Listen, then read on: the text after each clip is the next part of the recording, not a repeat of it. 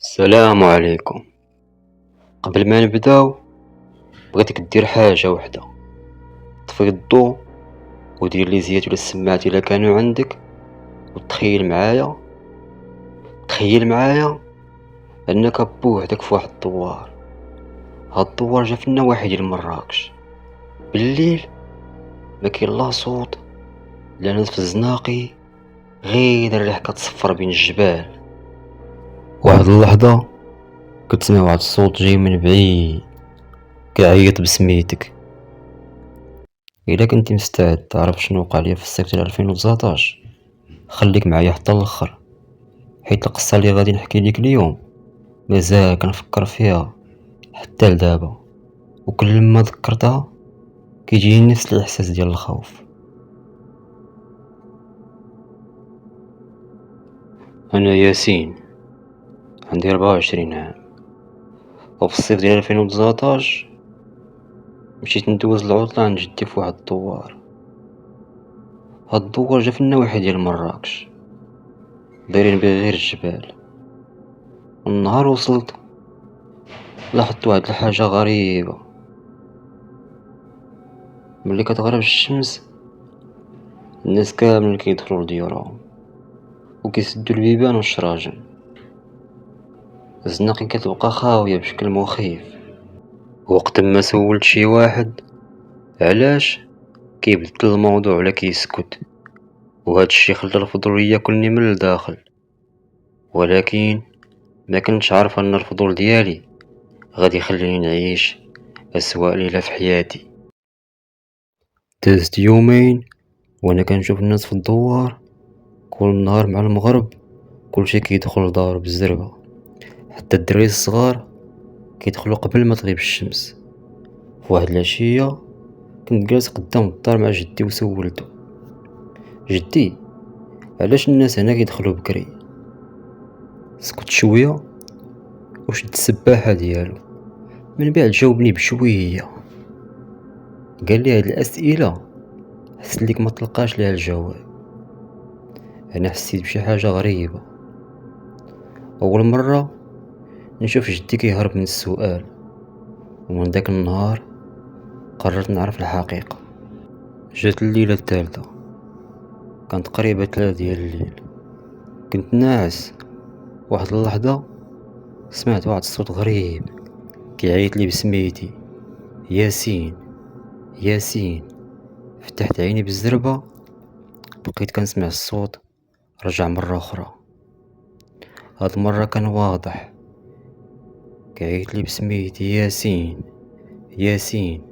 حليت الشرجم، بلي الدوار كامل فيه الظلمة، لا ضو لا ناس وحتى حركة ما سمعتها، غير الريح والبرد. قنعت راسي بلا غير كان حلم ورجعت للفراش. ولكن من بعد 5 دقايق سمعت نفس الصوت، هاد المرة جاي من جهة الجبل اللي ورا الدار.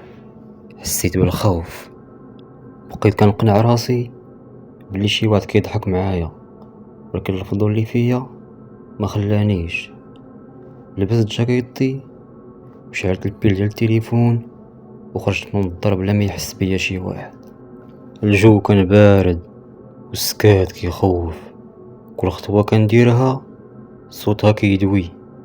بديت كنمشي في طريق كتطلع للجبل، وكل ما كنقرب كنسمع شي صوت غريب بحال شي واحد كيبكي، مرة قريب ومرة بعيد. بقيت غادي حتى وصلت للبلاصة ما عمرني شفتها من قبل. وسط الجبال والحجر كان واحد البير قديم. قربت بشوية، ضربت الضو في البير، ما بان ليا والو غير الظلمة. واحد اللحظة سمعت الحجر طاح في جنبي، ولكن انا ما رميت حتى حجرة. رجعت للور شوية وانا مخلوع، وفي نفس اللحظة سمعت صوت خارج من داخل تاع البير. الصوت خفيف بزاف ولكن واضح. داك الصوت كيقول لي: هبط عندي، هبط عندي، هبط عندي. 3 د الخطرات. تجمد الدم في عروقي، ما بقيتش قادر نتحرك. وانا واقف شفت شي حاجة كتتحرك في القاع ديال البير، شي حاجة بيضة كتطلع شوية بشوية، شوية بشوية. شوية بشوية حتى ولات قريبة لفم البير. قلبي كان غادي يخرج من بلاصتو، ما بقيتش قادر نفكر، غير كنشوف. واحد اللحظة وقفات وبقات ساكتة، من بعد بدات كترفع راسها بشوية بشوية. الشعر الكحل كان مغطي وجهها كامل، والبرد بدا كيحركو.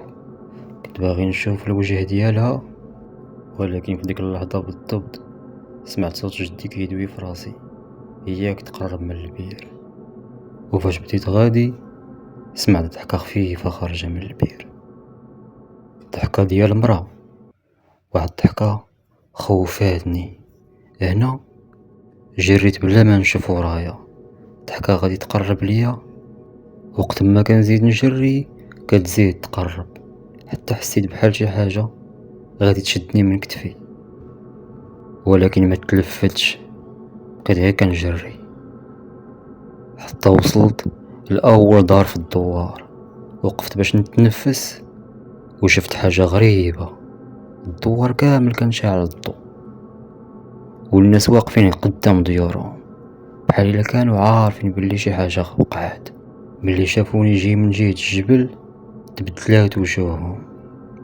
واحد الراجل كبير قرب عندي وسولني، قال لي واش طلعتي للبير؟ ما قدرتش نجاوبو، ولكن من الخوف اللي كان باين في وجهي عارف الجواب. سكت شوية ومن بعد قال لي هضرة عمرني نسيتها، قال لي الا شفتيها راه حتى هي شافتك. ديك الساعة فهمت بلي القصة ديالي مع البير مازال ما سالات، يلاه بدات. الا بغيتي تعرف شكون هي هاد المرا وعلاش كانت كتعيط بسميتي، كتب ليا كمل في التعليقات، وما تنساش تشترك في القناة.